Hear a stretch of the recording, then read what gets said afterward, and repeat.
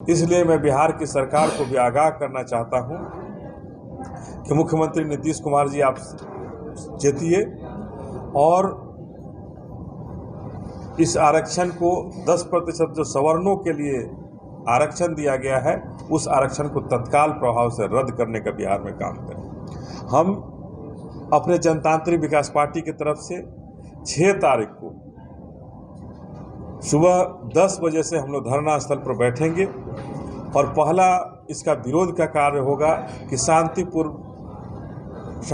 ढंग से जो बाबा साहब ने जो हमें अधिकार दिया है कानून के तहत, संविधान के तहत, उसके तहत बैठ करके हम लोग आरक्षण जो सवर्णों को दिया गया है उसके खिलाफ धरना देने का काम करेंगे और ये मांग करेंगे बिहार की सरकार से, भारत की सरकार से, ये FEWS जो है इसको तत्काल प्रभाव से रद्द किया जाए और बाबा साहब के संविधान के साथ छेड़छाड़ नहीं किया जाए, भारत के संविधान के साथ छेड़छाड़ नहीं किया जाए।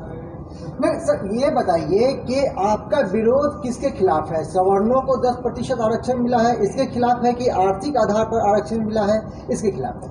देखिए, हमारा स्पष्ट रूप से जब ये है कि 50% से ज़्यादा आरक्षण नहीं होना था।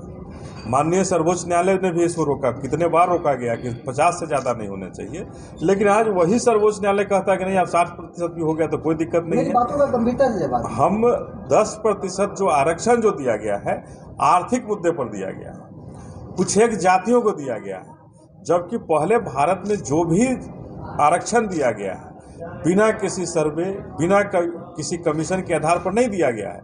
लेकिन ये जो 10% का आरक्षण दिया गया है इसके लिए कहीं कोई कमीशन नहीं है, कोई सर्वे नहीं है, किसी की अनुशंसा नहीं है कि सवर्णों को 10% या कुछ एक जातियों के समूह को 10% का आरक्षण मिलना चाहिए। इसलिए हम इसका विरोध करते हैं। तो 60,000 ऐसा लग रहा है कि आने वाला जो समय है वो आर्थिक आधार पर आरक्षण वाला दिन हो सकता है, तो क्या आर्थिक आधार पर आरक्षण का सहयोग सपोर्ट करेंगे या नहीं? मैं तो खुलेआम कह रहा हूँ कि आर्थिक रूप से आरक्षण क्यों? ये जो 60,000 अगर कमा रहे हैं, भारत का 50,000 रुपया हमारा बिहार का ये है सालाना है, GDP कहता है कि 50,000 है और 60,000 कमाने वाले लोग आर्थिक रूप से कमजोर हो जा रहे हैं। शैक्षणिक संस्थाओं में भी वही हालत है। कॉलेजेस के अंदर देखिए तो केवल कुछ लोग बैठे हुए हैं, कुछ ही लोग बैठे हैं, वहाँ दलित पिछड़े, अति पिछड़े की नामो निशान वहाँ नहीं है। तो ये कैसी व्यवस्था हो रही है कि सरकार जैसे चाह रही है वैसे बाबा साहब के संविधान को मोड़ रही है, तोड़ रही है, संविधान के साथ छेड़छाड़ हो रही है, संविधान के साथ को तार किया जा रहा है और हम सब बैठ करके तालियां बजा रहे हैं। तो जनतांत्रिक विकास पार्टी इस FEWS का विरोध करती है और सवर्णों के लिए जो आरक्षण 10% का जो दिया गया है खुले मंच से आपके प्रेस के माध्यम से कहना चाहती है कि हम इसका विरोध करते हैं और किसी भी हालात में ये बाबा साहब के संविधान का विरोध है, बाबा साहब के संविधान के खिलाफ है, भारत के संविधान के खिलाफ है और भारत के संविधान के खिलाफ कोई अगर काम हो रहा है तो हम भारतीयों को रोकने का पूरा अधिकार है। और उसी के तहत बाबा साहब का जो पुण्यतिथि है 6 दिसंबर को हम लोग इसके खिलाफ धरना देने जा रहे हैं। पटना के जो गर्दनी बाग जो धरना स्थल है उसमें हम यहाँ धरना देने का काम करेंगे और पहला रोष हमारा होगा कि इस FEWS को वापस से सरकार ले और ले करके जो बाबा साहब का संविधान है उस संविधान को बचाने का काम करे। ये बाबा साहब के संविधान विरोधी जो कार्य हो रहा है उस कार्य को रोकने का काम किया जाए। संविधान के अनुच्छेद 15 और 16 में जब स्पष्ट रूप से ये कहा गया था कि आरक्षण जो समाज में जो पिछड़े लोग हैं, जिन्हें सैकड़ों साल से पढ़ने नहीं दिया गया, साथ में बैठने नहीं दिया गया, उनके लिए एक सहारा है कि आरक्षण दिया जाए कि जब वो मुख्य धारा में शामिल हो जाए।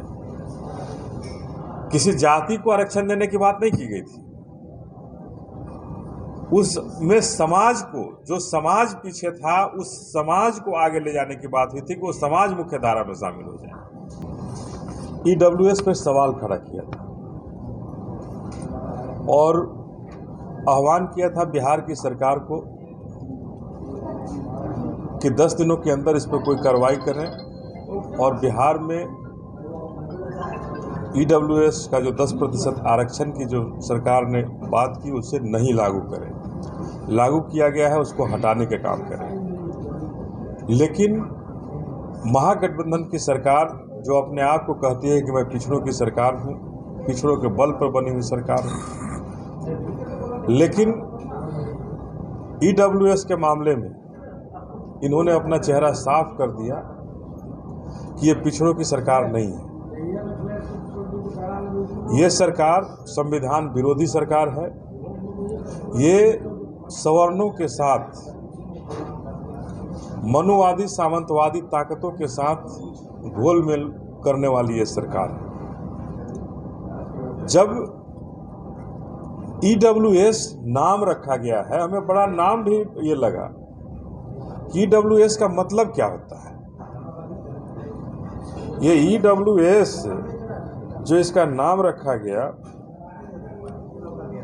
तो इसका नाम का मतलब है इकोनॉमिकली वीकर सेक्शन। तो भारत भर में इकोनॉमिकली वीकर सेक्शन कौन है? यहाँ एफ को क्यों छुपाया गया? यहाँ ये क्यों नहीं कहा गया कि forward economically weaker section? EWS कैसे हो गया? ये तो एफ ईडब्ल्यूएस होना चाहिए इसमें। जहां अभी तक जो भी आरक्षण मिला किसी न किसी कमीशन के अनुशंसा पर आरक्षण की दी गई, चाहे वो मंडल कमीशन की बात हो या आज़ादी के पहले बाबा साहब ने जो एससी और एसटी के साथ आरक्षण की बात की। लेकिन पहली बार भारत के इतिहास में बिना किसी कमीशन का, बिना किसी तथ्य का 10% की आरक्षण केवल और केवल एक वर्ग के लिए किया गया, जाति, कुछ जातियों को का वोट पाने के लिए किया गया। आश्चर्य है कि इस पर मुहर भारत के सर्वोच्च न्यायालय में भी लगा दिए। पहले भी श्रीमती इंदिरा गांधी जब प्राइम मिनिस्टर हुआ करती थी, उस समय भी ये प्रयास हुआ था, लेकिन उस समय की माननीय सर्वोच्च न्यायालय ने उस पर रोक लगा दिया था कि ये आरक्षण नहीं दिया जा सकता। लेकिन आज माननीय सर्वोच्च न्यायालय के आदेश के आलोक में इस ईडब्ल्यूएस जो एफ ईडब्ल्यूएस होना चाहिए था उस पर मुहर लग गया। तो हमने कहा था कि बिहार की सरकार इस पर रोक लगाए, बिहार की सरकार इसको तत्काल, जो बिहार में लागू है, जो डबल इंजन की सरकार नीतीश जी की जब थी उस समय लागू किया गया था। लेकिन अगर राजद आज अपने आप को कहता है कि मैं पिछड़ों की सरकार हूँ, संसद में पहला, हमें याद है कि संसद में भी विरोध करने वाली राजद ही पार्टी थी जिसने विरोध किया था। आज तेजस्वी जी को क्या हो गया? आज तेजस्वी जी को कौन सा सांप सूंघ गया है कि सामंतवादी ताकतों के साथ बैठ करके नीतीश कुमार जी के साथ ये एफईडब्ल्यूएस के साथ क्यों खड़े हैं? क्यों नहीं बिहार में इसके विड्रॉल की बात करते हैं? क्यों नहीं बिहार में इसको रोकने की बात करते हैं? क्या उनके लिए मजबूरी है?